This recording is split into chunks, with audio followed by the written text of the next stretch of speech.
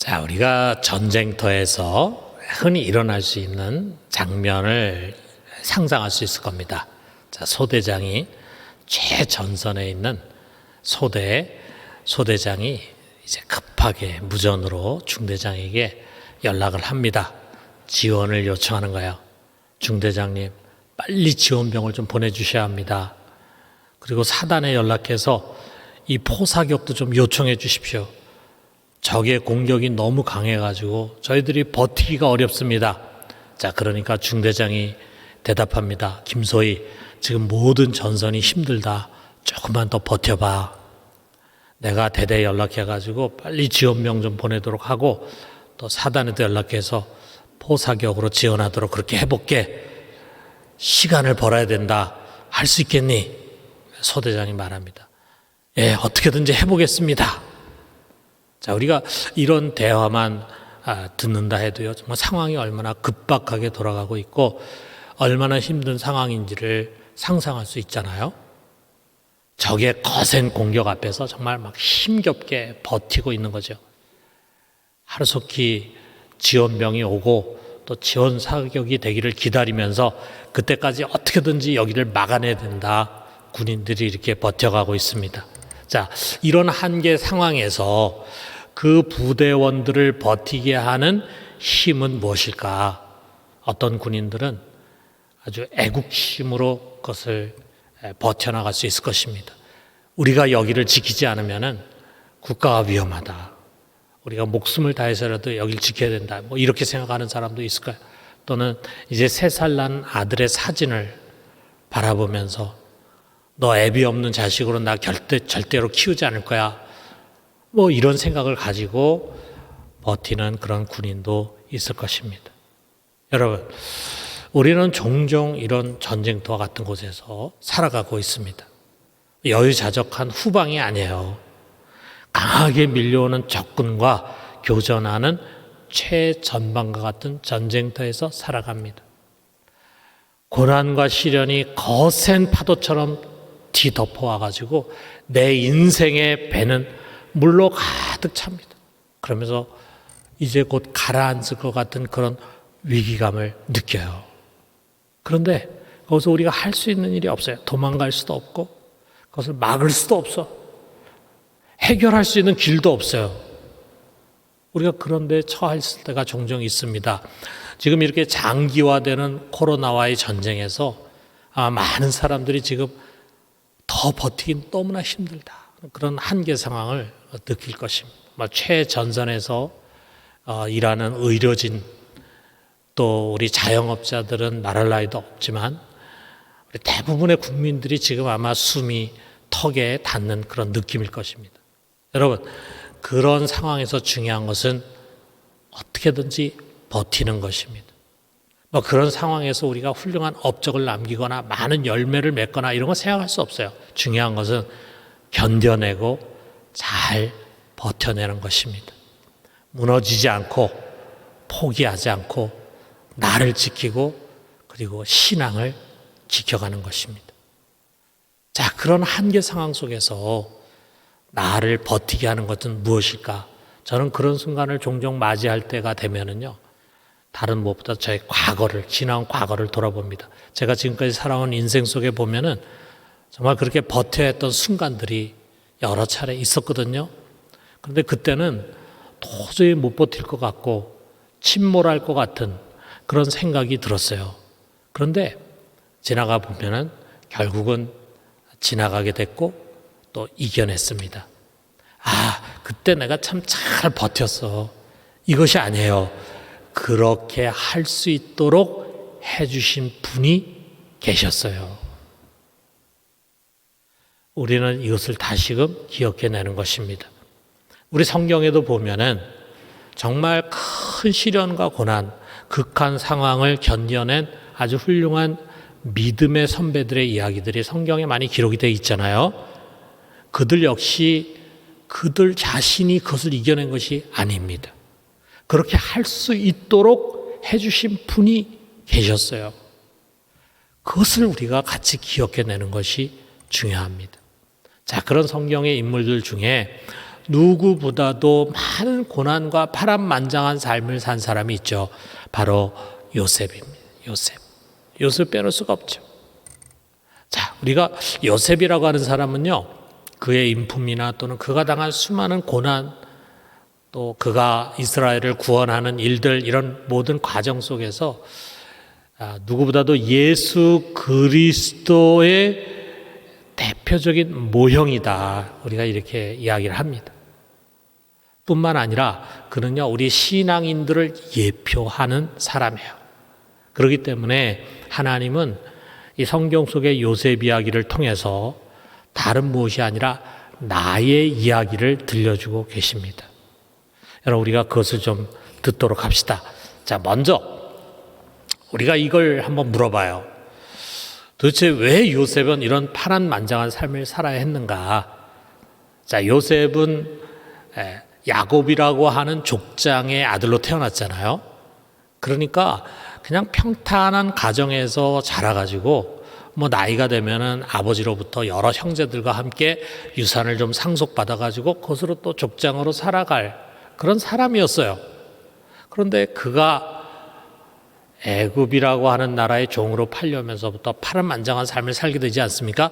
그 모든 원인이 뭔가, 그 모든 출발점이 뭔가, 그가 꿈을 꾸는 사람이었기 때문이에요. 그가 꿈의 사람이었기 때문입니다. 그 꿈 얘기 때문에 형제들이 그를 미워하게 되잖아요.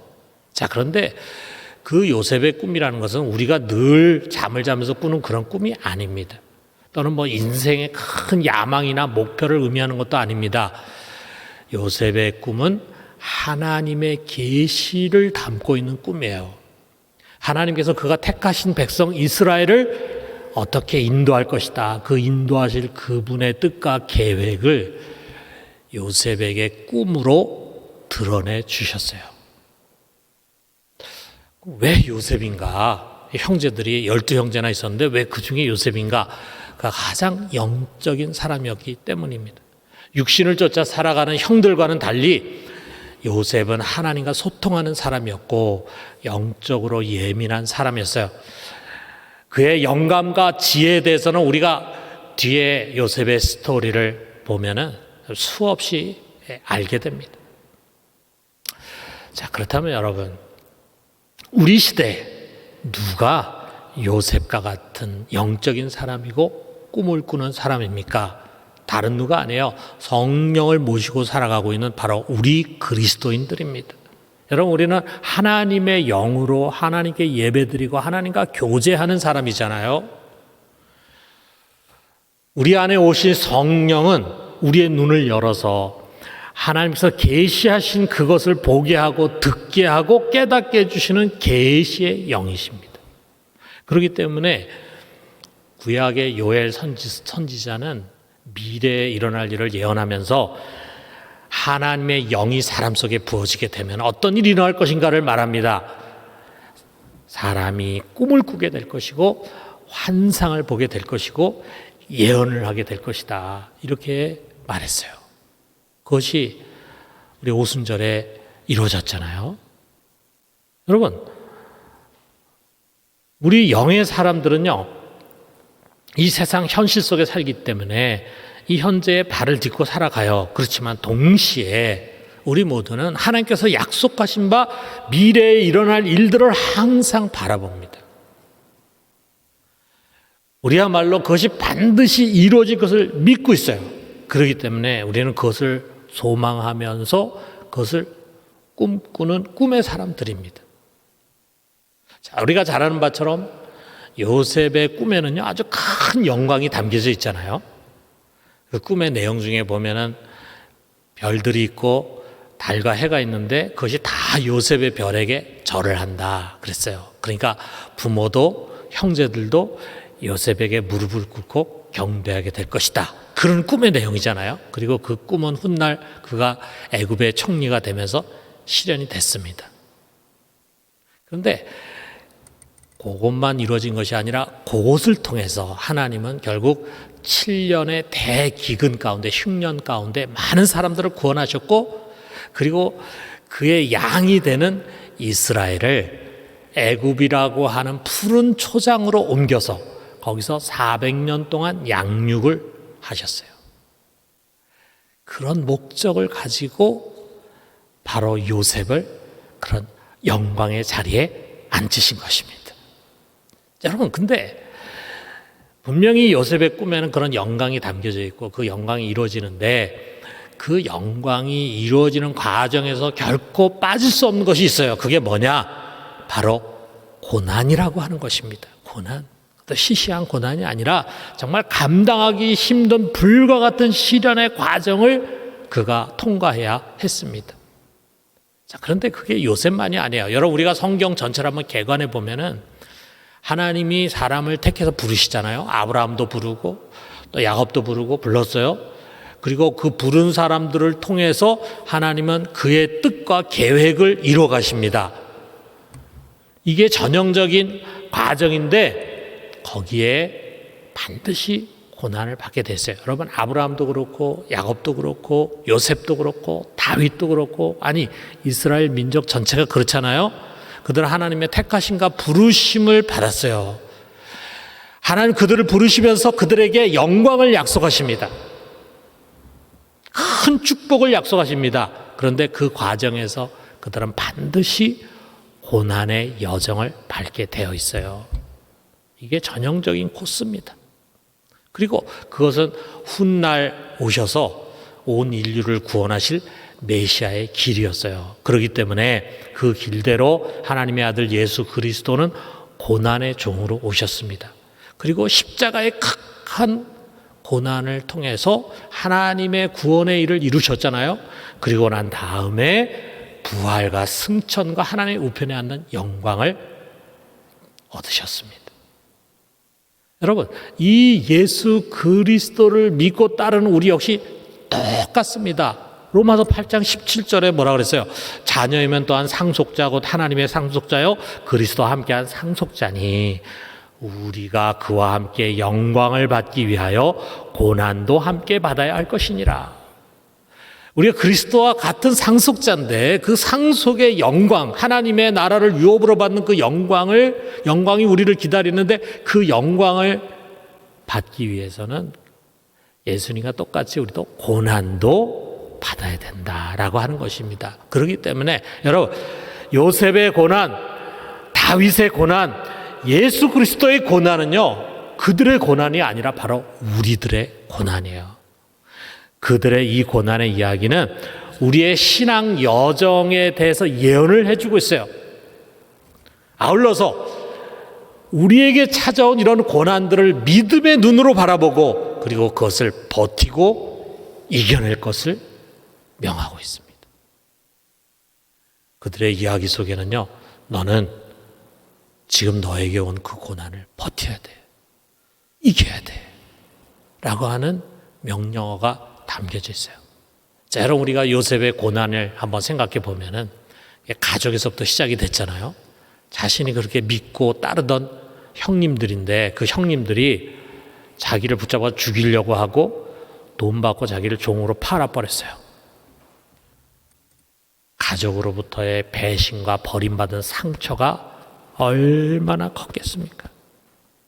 어떻게 보면 그 상처는요, 마치 이 심장 속에 깊이 박혀있는 돌과 같아 항상 그의 마음을 무겁게 했을 것입니다. 우리가 가족들로부터 큰 상처를 받을 때 그 상처를 치유하는 게 참 어렵죠. 아마도 형제들을 용서하는 것, 그것이 이 요셉의 평생 과제였을 것입니다. 이것을 잘 알고 있었기 때문에 그의 아버지 야곱은요, 이미 애굽에 가가지고 산지 오래됐어요.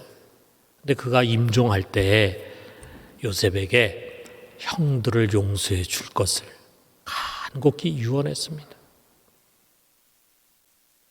참 그 가시를 그가 평생 갖고 살았었다 이거죠. 자, 그런데 그가 애굽에 끌려갈 때는요, 나이가 몇 살이었냐면 17살이었습니다. 그리고 훗날 그가 애굽의 총리가 될 때는 30세였어요. 그러니까 다윗이 마치 광야 생활 10년 동안 고생한 것처럼 요셉은 13년간 고난의 풀무와 시련의 도가니에 내던져졌습니다.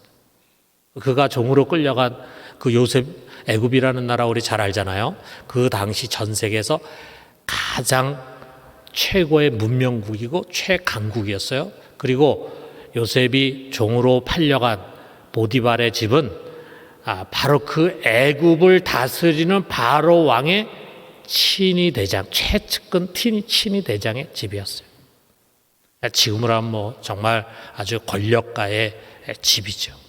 대단한 집안이죠. 자, 그런 대단한 집안에 애굽말도 하나도 할 줄 모르고, 그리고 저 미개한 변방, 외국에서 팔려온 이 종 요셉은 전혀 존재감도 없는 아무것도 아닌 사람이었을 것입니다. 그가 그 쩡쩡거리는 집에서 어떤 대우를 받았을까, 어떤 취급을 받았을까, 여러분 상상이 되지 않습니까? 아무도 그를 위해 주는 사람 없었겠죠. 찬밥 신세였고 항상 학대받고 욕먹고, 그리고 제일 힘들고 어려운 3D 일만 맡아서 하고, 그야말로 밑바닥 하류 인생이죠. 아무도 그의 편이 돼주는 사람도 없고, 그의 말을 들어주는 사람도 없고, 그를 위로해 주는 사람도 없는, 그야말로 하루하루가 괴로움과 외로움의 연속이었을 것입니다. 그런데 그는 도망갈 데도 없어요. 피할 수도 없어요. 그것을 극복할 수도 없어요. 그 속에서 요셉은 그냥 며칠, 몇 달 있다 끝나는 것이 아닙니다. 몇 년 동안의 길고 긴 시간을 그는 참고 견뎌야 했습니다. 참 힘들었겠죠. 다행히 시간이 지나면서 이 요셉의 성실함과 영특함이 주인의 눈에 들어왔어요. 그저 허접한 일을 할 그릇이 아니라고 하는 것을 주인 보디발은 알아차렸습니다. 그래서 여러 가지로 그를 테스트하기도 하고 큰 일을 맡겨보기도 했겠죠. 그런 가운데 그 속에 확신이 들어서 마침내 이 요셉을 자기 집안의 총무로 세웠어요. 그리고 모든 열쇠와 사람들을 그에게 다 맡겼습니다. 요셉은 그 집안의 총책임자가 됐어요. 이제는 좀 살만할 때가 되지 않았습니까? 그런데 그에게 예기치 못한 시련이 또 기다리고 있었습니다. 이 보디발의 아내가 이 준수한 청년을 탐내면서 여러 차례 유혹을 했습니다. 동침을 하자고. 근데 요셉은 단호하게 그것을 거절했어요. 자, 그러자 어느 순간에 도끼를 품은 이 여자가 자기 남편에게 당신이 데리고 온 여종이 나를 욕보였다, 나를 희롱했다, 거짓으로 모함을 했습니다. 자, 이에 격분한 보디발이 요셉의 이야기는 들으려고 하지도 않고 그를 나라의 큰 죄수를 가두는 감옥에 가둬버렸어요. 요셉이 무슨 죄가 있습니까? 자기 양심을 지키려고 하고 보디발을 위해서 한 일인도 불구하고 그만 억울한 죄수가 돼가지고 이 깜깜하고 어두운 감옥에 갇혀서 어쩌면 평생 여기서 썩다가 죽을 수도 있는 그런 신세가 됐어요. 그것도 며칠 있다 몇 달 있다 나온 게 아니에요. 몇 년을 그 속에 있었어야 했습니다. 몇 년이 지난 후에 때가 되었을 때 하나님께서 비로소 바로에게 7년 대풍년과 7년 대흉년의 꿈을 꾸게 했습니다. 그런 가운데 요셉이 그 앞에 불려가가지고 그 바로의 꿈을 해석을 했습니다. 꿈만 해석한 것이 아니라 앞으로 이와 같이 7년의 대기근이 올 것이니 당신은 미리 준비해가지고 이렇게 해야 합니다 라면서 너무나 지혜롭고 영특하게 얘기하니까 거기 있는 사람 다 마음이 감동이 됐어요. 그런 가운데 바로가 그 자리에서 그를 자기의 2인자 총리로 세워버렸습니다. 임명을 해버렸습니다. 정말 한순간에 그의 운명이 바뀐 거죠. 지옥에서 천국으로 솟아오른 것입니다.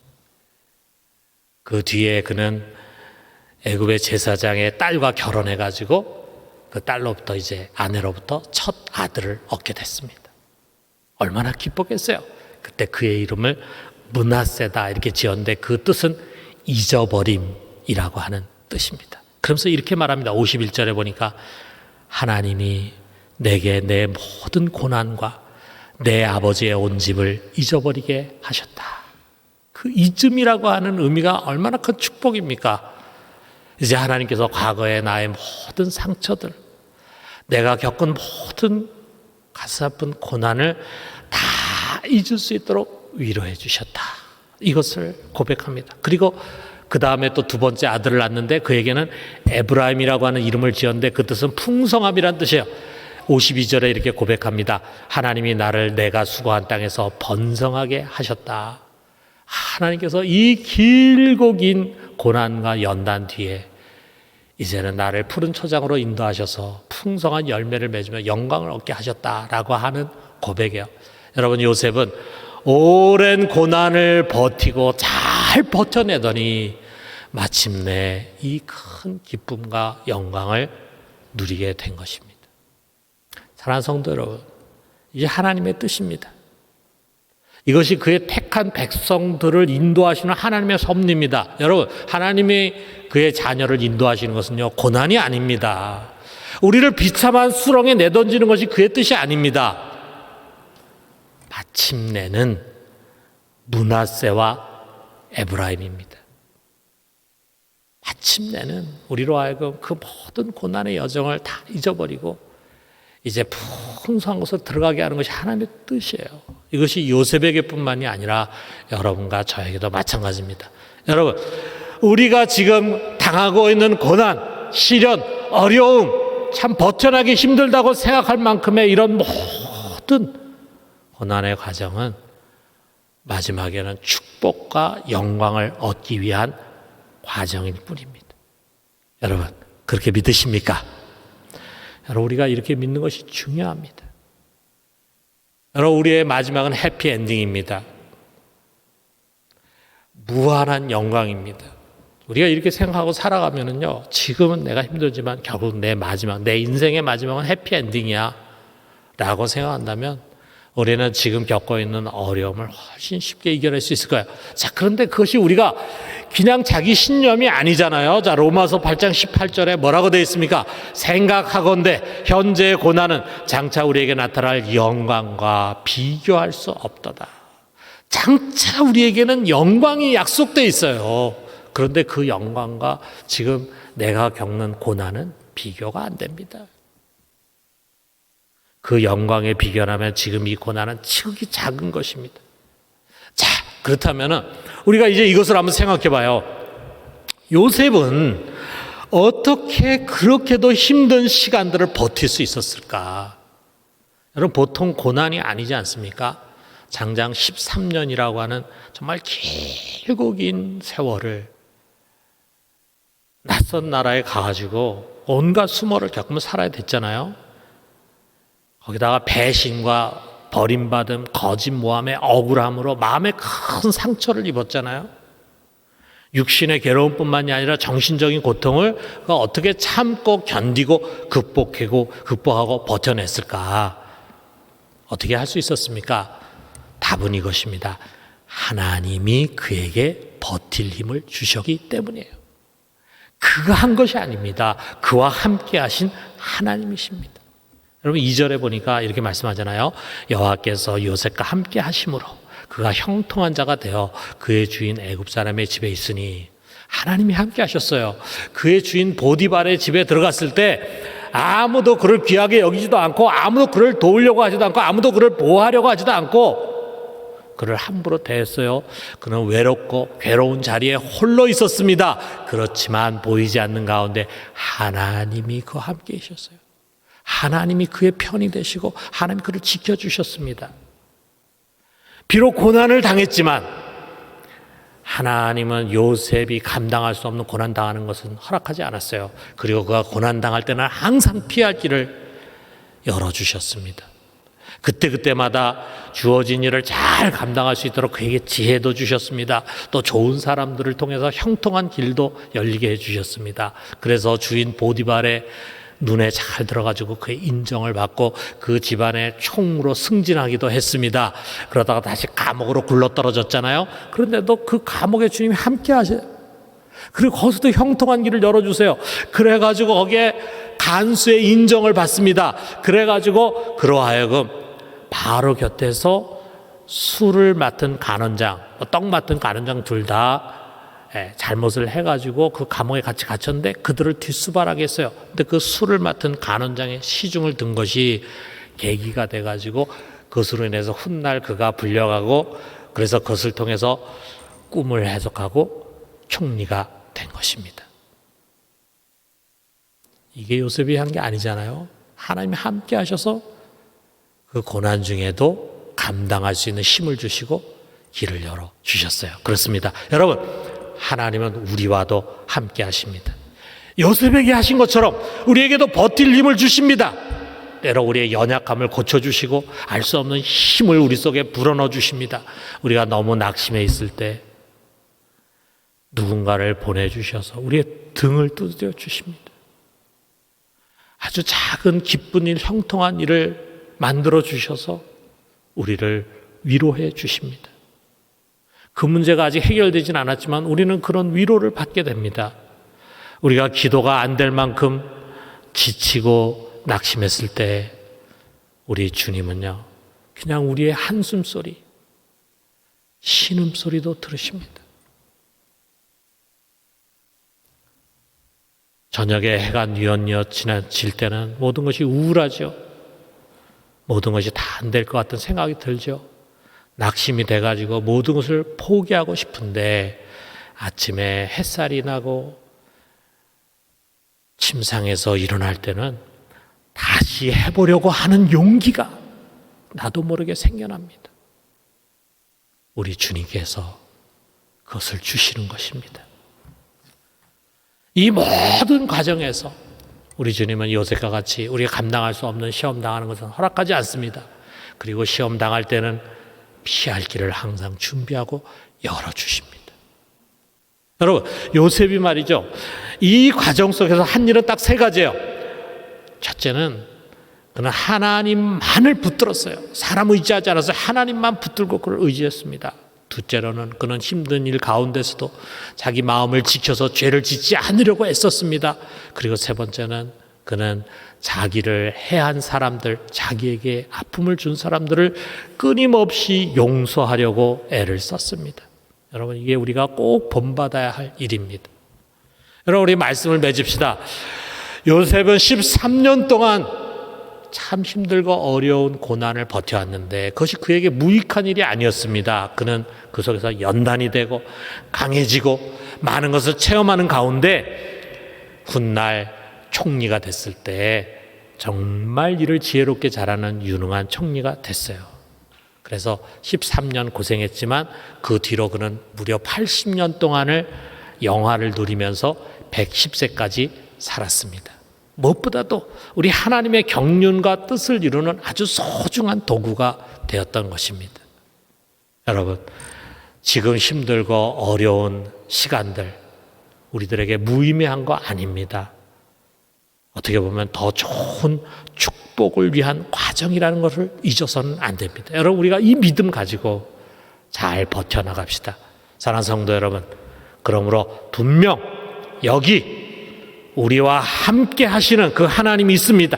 그 하나님께 나아가서 우리가 수시로 기도의 문을 두드려요. 그가 버틸 수 있는 힘을 주실 것입니다.